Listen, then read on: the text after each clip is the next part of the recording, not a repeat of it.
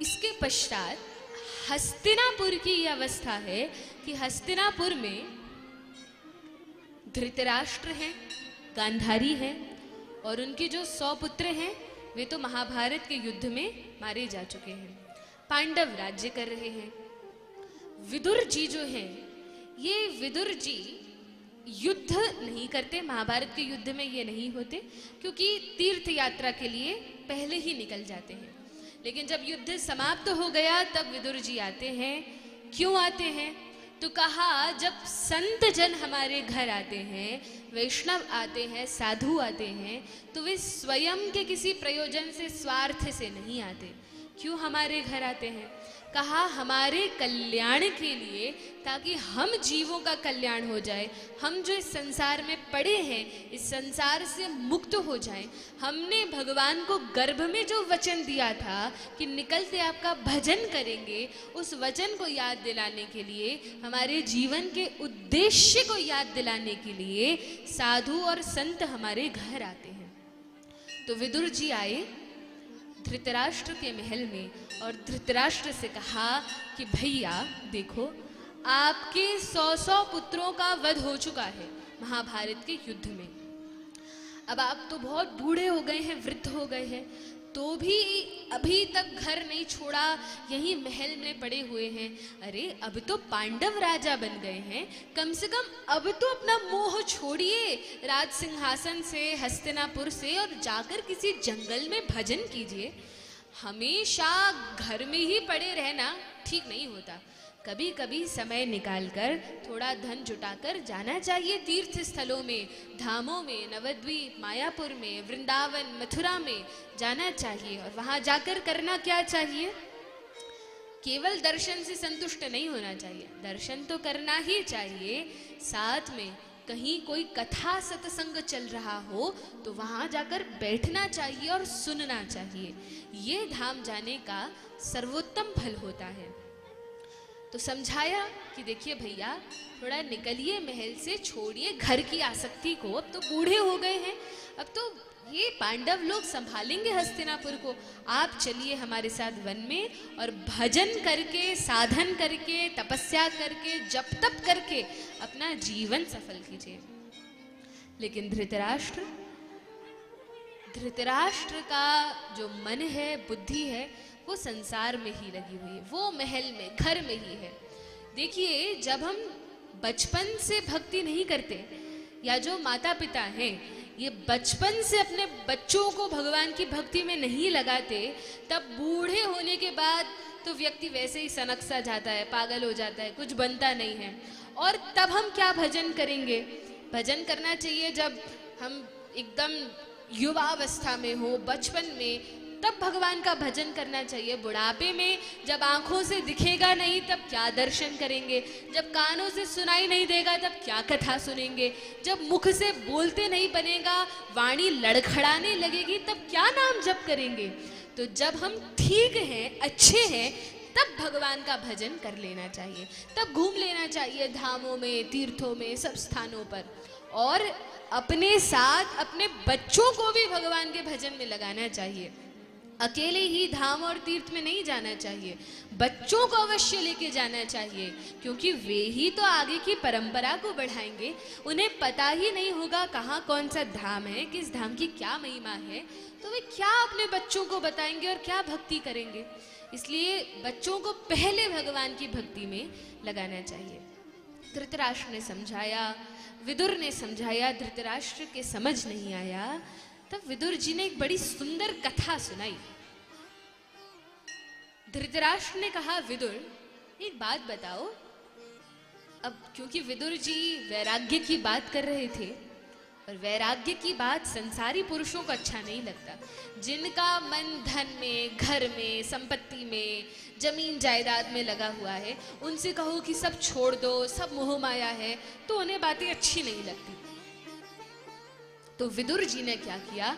विदुर जी ने एक बड़ी सुंदर कहानी सुनाई, मन से कहानी सुनाई, लेकिन कहानी बड़ी अच्छी थी, महाभारत में है। क्या कथा सुनाई? तो कहा, धृतराष्ट्र ने कहा कि विदुर जी देखिए, आप ये बताइए, आप तो घूमने गए थे ना, आपने क्या क्या देखा? विदुर जी समझ गए ऐसे तो ये मानने वाले नहीं हैं। तो विदुर जी ने कहा कि मैं जब तीर्थ यात्रा भ्रमण करने गया तो मैंने एक व्यक्ति को देखा। अच्छा, वो व्यक्ति लकड़ी चुनने के लिए जंगल में गया। लकड़ी क्यों चुनना था? तो कहा अपना चूल्हा इत्यादि जलाने के लिए, यज्ञ हवन करने के लिए लकड़ी और वन की सामग्री लेने वन में गया। लेकिन जब वन में गया तो वन इतना गहरा था और इतना घना था कि एक बार जंगल में घुसने के बाद वो रास्ता ही भटक गया कि अब घर कैसे वापस जाऊं। अब उसे रास्ता नहीं मिल रहा तो ढूंढता ढूंढता ढूंढता एक बहुत गहरे स्थान पर पहुंच गया और अब तो पांच पांच खूंखार जानवर उसके पीछे पड़ गए। धृतराष्ट्र ने कहा, अच्छा फिर क्या हुआ और क्या देखा आपने? विदुर जी ने कहा, फिर मैंने देखा कि जब 5 जानवर उस एक मनुष्य के व्यक्ति के पीछे पड़ गए तो वो बहुत भागने लगा, दौड़ने लगा और भागते भागते एक पेड़ था सामने, उस पेड़ की डाली पर जाकर वो लटक गया। पेड़ को पकड़ा, हाथ छूटा, एक डाली पर आकर वो लटक गया। अब जिस डाल पर लटका था वो डाल बड़ी पतली थी और जो उस व्यक्ति ने मुख नीचे करके देखा तो जिस डाली पर वह अटका था उसके नीचे बहुत बड़ा कुआं था। तो जंगल में जब था तो कौन पीछे पड़ गए? 5 जानवर पीछे पड़ गए। अब उनसे भागते भागते वो कहाँ जाकर लटका? पेड़ पर, पेड़ की डाली पर। डाली कैसी थी? बड़ी पतली थी। डाल पर लटक गया। यदि डाल टूट गई और वो नीचे गिर जाए तो क्या होगा? नीचे तो कुआं है और उस कुएं में एक बड़ा सा अजगर, बड़ा सांप मुंह फाड़कर बैठा था कि ये गिरे और मैं इसको खा जाऊं। अब बड़ी विडंबना है, यदि वो पुनः कूदकर जंगल में जाए, पृथ्वी पर जाए तो क्या होगा? 5 जानवर उसको खा जाएंगे। यदि डाल टूट गई और नीचे गिर गया तब क्या होगा?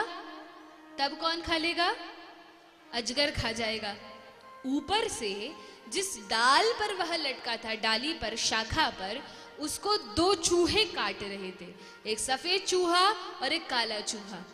अब डाल टूटेगी और वो गिरेगा। इतने पर भी जिस डाली पर वो था उसकी ऊपर वाली डाल पर एक मधुमक्खी का छत्ता बना था जिसमें से शहद टपक रही थी। मधुमक्खियां उसके शरीर के आसपास आकर उसको काट रही थी, परेशान कर रही थी। बड़े कष्ट में था लेकिन हाथ छोड़ नहीं सकता था, नहीं तो मर जाएगा।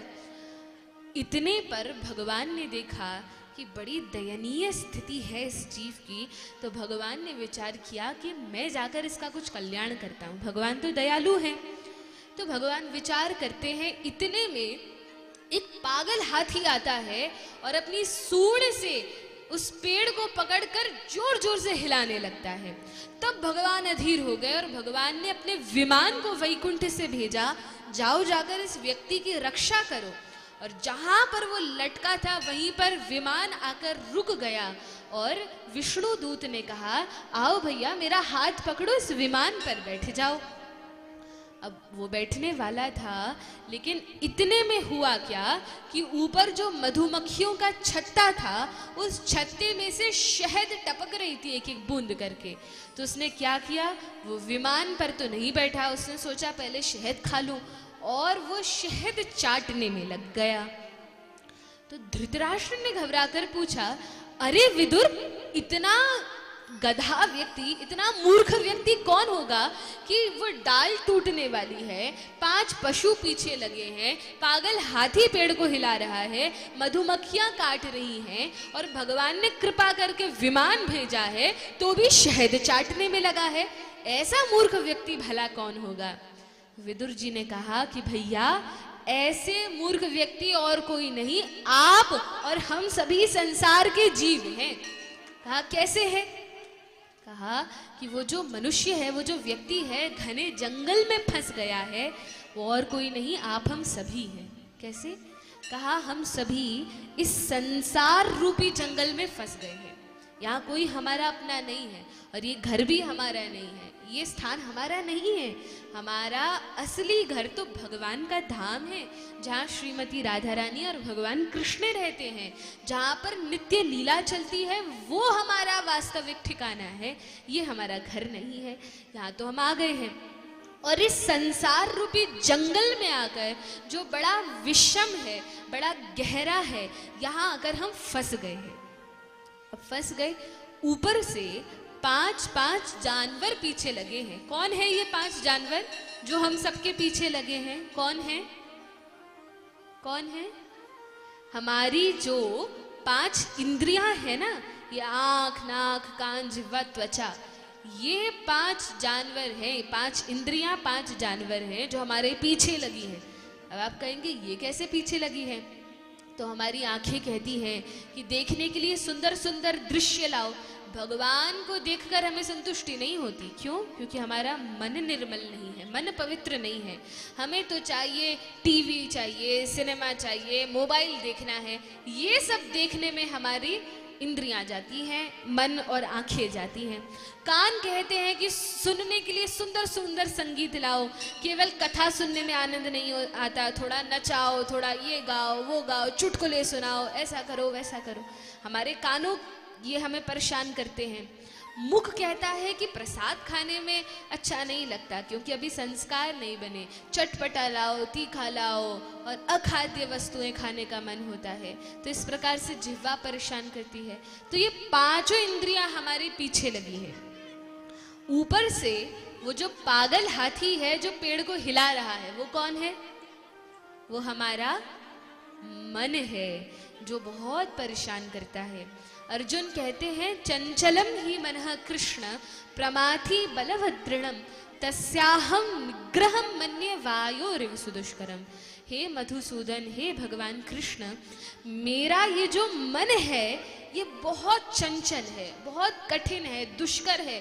थोड़ा मैं सोचता हूँ कि अब भगवान का भजन करूँगा, अब जप करूँगा, माला करूँगा, लेकिन मन फिर भटक जाता है। मन कहता है अरे बहुत भजन हो गया, चलो अब कुछ और करते हैं। जो भगवान का नाम लेने बैठे और मन ने परेशान करना शुरू किया। कथा में बैठते हैं, कथा सुनते सुनते इधर उधर की बातें याद आने लगती हैं। तो ये मन हमें भगवान तक जाने नहीं देता, ये बार बार खींचता है, रोकता है। उसके बाद जिस डाली पर वो व्यक्ति लटका है, वो डाली क्या है?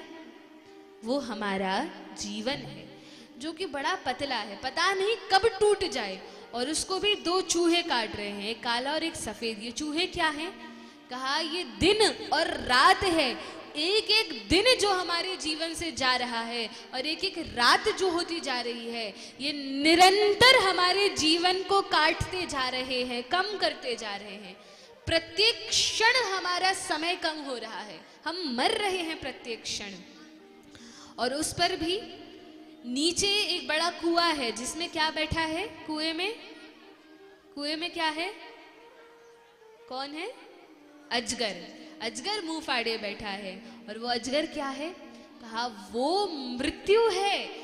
वो प्रतीक्षा कर रही है कब ये जीव गिरे और काल के गाल में हम सभी चले जाएं। काल व्याल मुख ग्रास त्रास निर्णाश हेतवे। काल तो मुख फाड़ कर बैठा है कि कब ये मेरा ग्रास बने, कब ये मेरा निवाला कौर बने, मैं इसको खा जाऊं। ऊपर से ऊपर की डाल में मधुमक्खियों का छत्ता है और उसमें बहुत सारी मधुमक्खियां हैं जो इधर उधर की टेंशन हमें होती है, ये काम वो काम, बहुत सारे काम, वो सब है। और उसमें से भी जो मधु गिर रही है, जो शहद गिर रही है, वो क्या है? वो संसार के तुच्छ सुख हैं। हमें लगता है ये करेंगे तो हमें सुख मिलेगा, अरे धन कमा लेंगे सुख मिल जाएगा, अरे ये स्वादिष्ट भोजन कर लेंगे हमें सुख मिल जाएगा। तो हम उस शहद को चाटने में लगे हैं, लेकिन इतनी विपत्तियों से हम घिरे हैं, कभी भी नीचे गिर सकते हैं। भगवान ने कृपा करके विमान भेजा है। वो विमान क्या है? तो कहा संत रूपी, गुरु रूपी, कथा रूपी, नाम रूपी विमान भगवान ने भेजा है कि इस पर बैठ जाओ, तुम्हारा कल्याण हो जाएगा, तुम बच जाओगे। लेकिन उसको छोड़कर हम तो उस बूंद को चाटने में लगे हैं, शहद को चाटने में लगे हैं। और चाटते चाटते क्या होगा नीचे गिर जाएंगे, उस विमान पर नहीं चढ़ पाएंगे। लेकिन जो समझदार व्यक्ति है वो क्या करेगा?